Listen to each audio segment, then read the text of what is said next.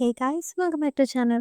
അപ്പോൾ ഇന്ന് നമ്മൾ കാണാൻ പോകുന്നത് ടീച്ച് യു എ ലെസൺ എന്ന കൊറിയൻ ഡ്രാമയുടെ 7ാമത്തെ എപ്പിസോഡാണ്.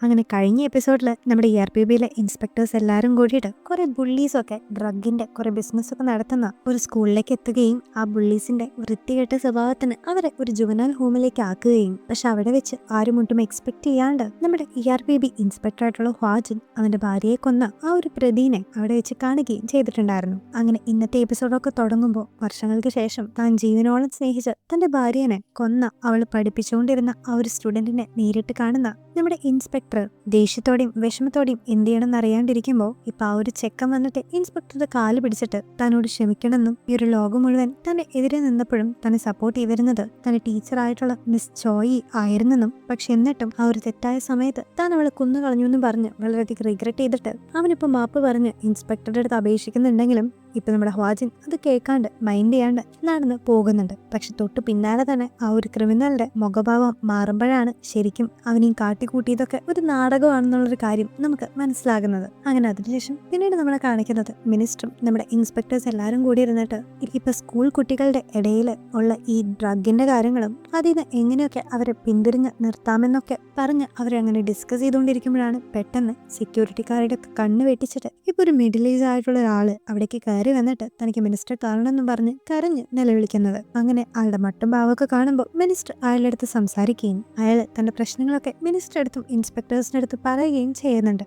പ്രശ്നം ഇയാളുടെ മകനെ പറ്റി തന്നെയായിരുന്നു. അതായത് ഇയാളുടെ മകൻ ഓൺലൈനായിട്ടുള്ള ഗെയിമിങ്ങിനൊക്കെ വളരെ അഡിക്റ്റഡ് ആയിട്ടുള്ളൊരു കുട്ടിയാണെന്നും ഒരു ദിവസം ഇയാൾ ഓഫീസിൽ വർക്ക് ചെയ്തുകൊണ്ടിരിക്കുമ്പോൾ ഇയാളുടെ ഫോണിലേക്ക് ആരും വിളിച്ചിട്ട് തന്റെ മകന് ഇങ്ങനെ ഒരുപാട് പൈസ തനിക്ക് തരാനുണ്ടെന്ന് ഒരു ലോങ് ഷാർക്ക് വിളിച്ചു പറയുകയും അത് എത്രയും വേഗം തനിക്ക് തന്നു തീർത്തില്ലെങ്കിൽ ഞാൻ ഇനി നേരിട്ട് വന്ന് പ്രശ്നം ഉണ്ടാക്കുമെന്നും ആ ഒരു ലോങ് ഷാർക്ക് ഇപ്പോൾ ഇയാളുടെ അടുത്ത് പറയുമ്പോൾ ഇത് കേട്ട് ആകെ പേടിക്കുന്ന ഈ ഒരു പാവം അച്ഛനാകട്ടെ വീട്ടിലേക്ക് എത്തിയിട്ട് തന്റെ മകനെ വിളിച്ചിരുത്തി ഭാര്യയുടെ മുമ്പിൽ വെച്ച് അവനോട് നടന്നത് എന്താണെന്നൊക്കെ ചോദിക്കുന്നുണ്ട്. അങ്ങനെയാണ് അവൻ ഓൺലൈനായിട്ട് ഫോണിലൂടെ ഒരു ഗെയിം കളിക്കാറുണ്ടെന്നും അതിലൂടെ തനിക്ക് പൈസ നഷ്ടപ്പെട്ടു എന്നുള്ളൊരു കാര്യം അവൻ ഇപ്പൊ പാരന്റ്സിന്റെ അടുത്ത് തുറന്ന് പറയുന്നതും. പക്ഷെ ഈ ഒരു ഗെയിമിന് വേണ്ടി ലക്ഷങ്ങൾ തന്നെ അവൻ കളഞ്ഞിട്ടുണ്ടെന്ന് കേൾക്കുമ്പോൾ ആ ഒരു പാരന്റ്സിന്റെ കണ്ണൊക്കെ തള്ളിപ്പോകുന്നുണ്ടെങ്കിലും തന്റെ മകന് വേറെ പ്രശ്നങ്ങളൊന്നും വരാണ്ടിരിക്കാൻ വേണ്ടി ഒരുപാട് കഷ്ടപ്പെട്ടിട്ടും അവർ ആ ഒരു കടം അടച്ച് തീർക്കുകയാണ് ചെയ്യുന്നത്.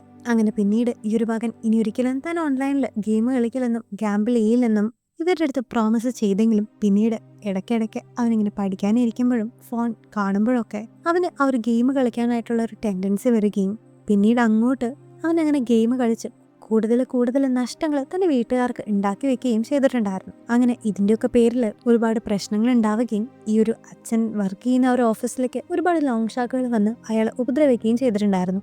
തൊട്ട് പിന്നാലെ തന്നെ തന്റെ സ്വന്തം മകൻ വരുത്തി വെച്ച കടങ്ങളൊക്കെ തീർക്കാനായിട്ട് ആ ഒരു അച്ഛൻ ജോലി റിസൈൻ ചെയ്തിട്ട് തന്റെ എല്ലാ പൈസയും അവന് വേണ്ടി ചെലവാക്കാനായിട്ട് ഇരുന്നെങ്കിലും അവനാകട്ടെ കൂടുതൽ എഡിക്റ്റഡ് ആയെന്ന് മാത്രമല്ല ഇപ്പൊ ആരോടും പറയാണ്ട് വീട്ടിൽ നിന്ന് എങ്ങോട്ടോ ഇറങ്ങി പോയിരിക്കുകയാണ്. അങ്ങനെ എങ്ങനെയെങ്കിലും തന്റെ മകനെ രക്ഷിക്കണമെന്നും അവനെ കണ്ടുപിടിക്കണമെന്നും പറയാനായിട്ടാണ് ഈ ഒരു അച്ഛൻ ERPBനെ തേടി എത്തിയിരിക്കുന്നത്.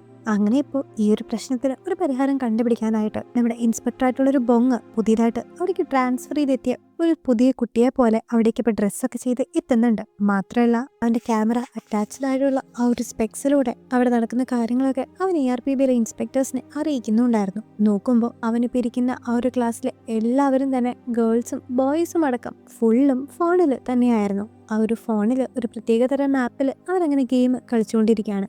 ഇപ്പം തന്നെ അതിലൊരു കുട്ടിക്ക് ആ ഒരു ഗെയിമിന് വലിയൊരു തുക സമ്മാനമായിട്ട് കിട്ടുകയും അതിന്റെ ചെലവിനായിട്ട് അവൻ നമ്മുടെ ബൊങ്ങിനെയും ബാക്കി എല്ലാവരെയും ഫുഡ് കഴിക്കാനായിട്ട് കൊണ്ടുപോവുകയും ചെയ്യുന്നുണ്ട്. അങ്ങനെ അവിടെ വെച്ച് ബൊങ്ങിപ്പോൾ വളരെ തന്ത്രപരമായിട്ട് അവരുടെ കയ്യിൽ നിന്ന് ഈ ഒരു ഗെയിമിനെ പറ്റിയിട്ടുള്ള കൂടുതൽ ഡീറ്റെയിൽസും ഇതെങ്ങനെ കളിക്കണം എന്നുള്ള കാര്യങ്ങളൊക്കെ മനസ്സിലാക്കി എടുക്കുന്നുണ്ട്.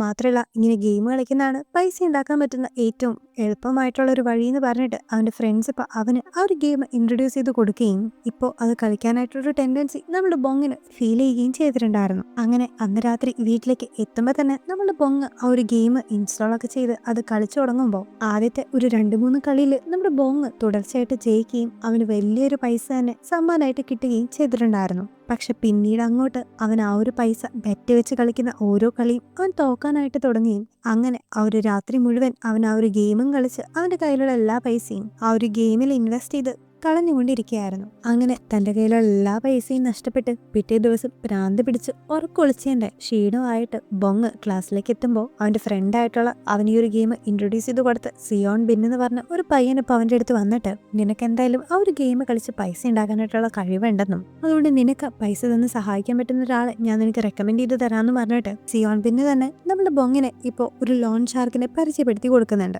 അയാളാകട്ടെ ബൊങ് പറയുന്ന അത്ര എമൗണ്ട് തരാനും തയ്യാറായിരുന്നു. പക്ഷെ ആൾക്കൊരു കണ്ടീഷൻ ഉണ്ടായിരുന്നു. മറ്റൊന്നല്ല, അയാൾക്ക് നമ്മുടെ ബൊങ്ങിന്റെ പാരന്റിന്റെ നമ്പർ വേണമായിരുന്നു. അങ്ങനെ അയാളുമായിട്ട് ഒരു ഡീലൊക്കെ വെച്ചിട്ട് അവനിപ്പോ നേരെ ERPBയിലേക്ക് ചെല്ലുന്നുണ്ട്. തനിക്ക് പറ്റിയ ആ ഒരു വലിയ മണ്ടത്തരും അബദ്ധങ്ങളൊക്കെ അവന് PRPBയുടെ അടുത്ത് പറഞ്ഞ് ഇനി എന്ത് ചെയ്യുമെന്ന് ആലോചിച്ചിരിക്കുമ്പോൾ പെട്ടെന്ന് നമ്മുടെ ഇമ്മിന്റെ ഫോണിലേക്ക് ഒരു കോൾ വരുന്നുണ്ട്.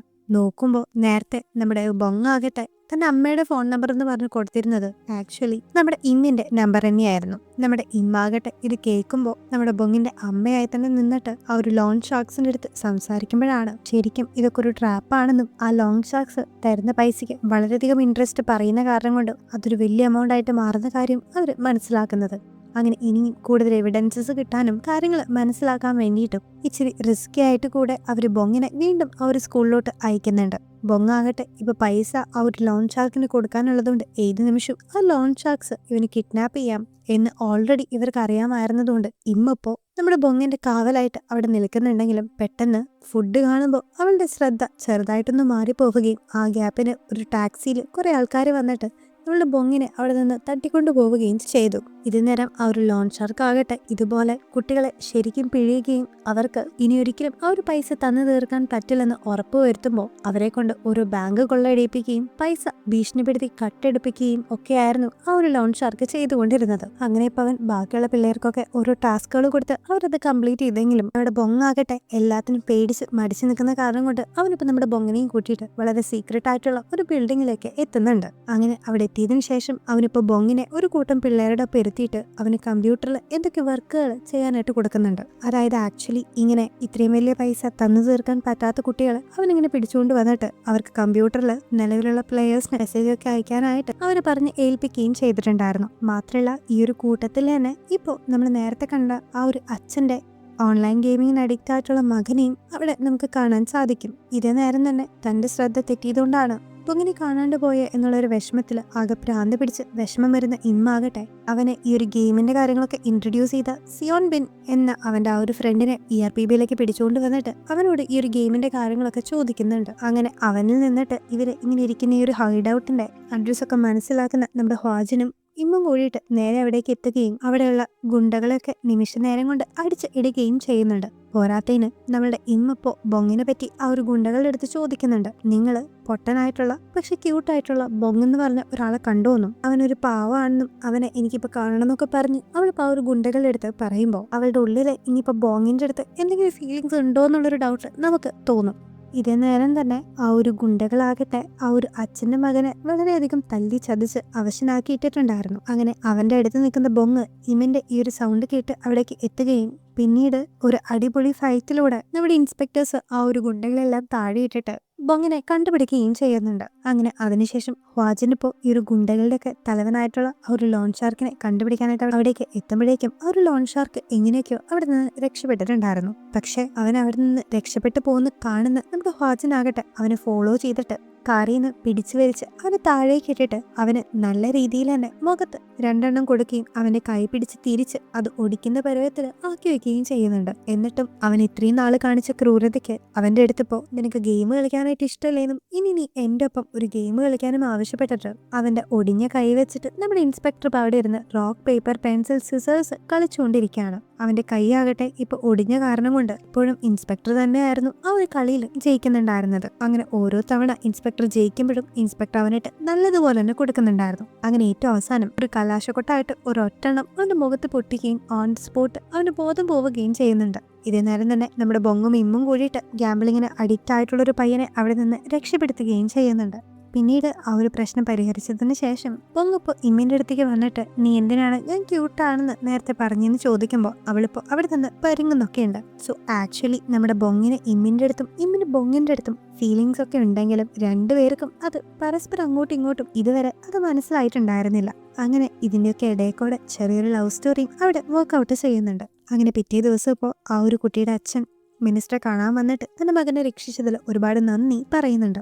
ഇതേ നേരം തന്നെ നമ്മുടെ ഇൻസ്പെക്ടർ ഇപ്പോൾ ആ ഒരു പയ്യനെയും അവനെ ഈ ഒരു ഗെയിമൊക്കെ ഇൻട്രൊഡ്യൂസ് ചെയ്ത് കൊടുക്കുകയും അവനെ കൊണ്ട് ഈ ഒരു ഗെയിമൊക്കെ കളിപ്പിച്ച് ഈ ഒരു കോലത്തിലാക്കിയിട്ടുള്ള അവന്റെ ഫ്രണ്ടായിട്ടുള്ള സിയോണിനെയും ERPB അടുത്തേക്ക് വിളിച്ചിട്ട് രണ്ടുപേർക്കും നല്ലൊരു ഉപദേശം തന്നെ കൊടുക്കുന്നുണ്ട്. കാരണം അവർ രണ്ടുപേരും കാരണം കൊണ്ട് ഒരു കുടുംബത്തിന്റെ എല്ലാ പ്രതീക്ഷകളും മാത്രമല്ല അവരുടെ എക്കാലത്തെയും ഏർണിംഗ് പോലുമാണ് നഷ്ടപ്പെട്ടിരിക്കുന്നത്. ആ ഒരു പയ്യന്റെ അച്ഛനാണെങ്കിൽ അവനുണ്ടായിരുന്ന ജോലി പോലും നഷ്ടപ്പെട്ടിട്ടുണ്ടായിരുന്നു. മാത്രമല്ല അവന്റെ അമ്മ ഇപ്പൊ പാത്രം കഴുകിയിട്ടൊക്കെ വളരെ കഷ്ടപ്പെട്ടിട്ടാണ് അവനുണ്ടാക്കി വെച്ച ആ ഒരു കടങ്ങളൊക്കെ വീട്ടിയതെന്നും നിങ്ങൾ ശരിക്കും സോറി പറയേണ്ടത് നിങ്ങളുടെ പാരന്റ്സിനോടാണെന്നും ഇപ്പൊ ERPB പറയുകയും അവർക്ക് ഒരു പണിഷ്മെന്റ് ആയിട്ട് ഇവരെ കാരണം ഇവരുടെ പാരന്റ്സിന് ചെയ്യേണ്ടി വന്ന ഓരോ ജോലികളും അവസ്ഥകളും അവരെ കൊണ്ട് തന്നെ നമ്മുടെ ERPBയിലെ ഇൻസ്പെക്ടർ അനുഭവിപ്പിക്കുന്നുണ്ട്. ഇതേ നേരം തന്നെ ഈ പ്രാവശ്യത്തെ ഇലക്ഷനിൽ ജയിക്കാനായിട്ട് നിൽക്കുന്ന പ്രതിപക്ഷ നേതാവ് ഇപ്പൊ നമ്മുടെ മിനിസ്റ്ററെ കാണാനായിട്ട് വന്നിട്ട് നിന്റെ മരിച്ചു പോയിട്ടുള്ള മകളുടെ റിവെഞ്ചിന് വേണ്ടിയിട്ടാണ് ഇങ്ങനെ ERPBനെ എക്സ്റ്റാബ്ലിഷ് ചെയ്തെന്നുള്ള കാര്യമൊക്കെ ജനങ്ങൾക്ക് മനസ്സിലായിട്ടുണ്ടെന്നും നിനക്കിതൊക്കെ നിർത്തിക്കൂടെയെന്നും പറഞ്ഞിട്ട് ആ ഒരു പ്രതിപക്ഷ നേതാവ് ഇപ്പോൾ നമ്മുടെ മിനിസ്റ്ററെ പേടിപ്പിക്കാനൊക്കെ ആയിട്ട് നോക്കുന്നുണ്ടെങ്കിലും നമ്മുടെ മിനിസ്റ്റർ ആകട്ടെ തെറ്റായ ഉദ്ദേശത്തിൽ താൻ ഒന്നും തന്നെ ചെയ്തിട്ടില്ലെന്നും പക്ഷെ നീ ചെയ്ത കറപ്ഷൻസിന്റെ ഒക്കെ എവിഡൻസ് തന്റെ കയ്യിലുണ്ടെന്നും തന്നെ കൊണ്ട് അത് പുറത്ത് വിടിയിപ്പിക്കരുതെന്നും പറയുമ്പോൾ ആ ഒരു പ്രതിപക്ഷ നേതാവ് ഒന്ന് ഞെട്ടിപ്പോകുന്നു മാത്രമല്ല അടുത്ത ഇലക്ഷൻ മുമ്പ് ഈ ഒരു മിനിസ്റ്ററിനെ പുറത്താക്കണമെന്നും ഒരു വൈരാഗ്യം അവന് തോന്നുന്നുണ്ട്. അങ്ങനെ ആ ദേഷ്യത്തിൽ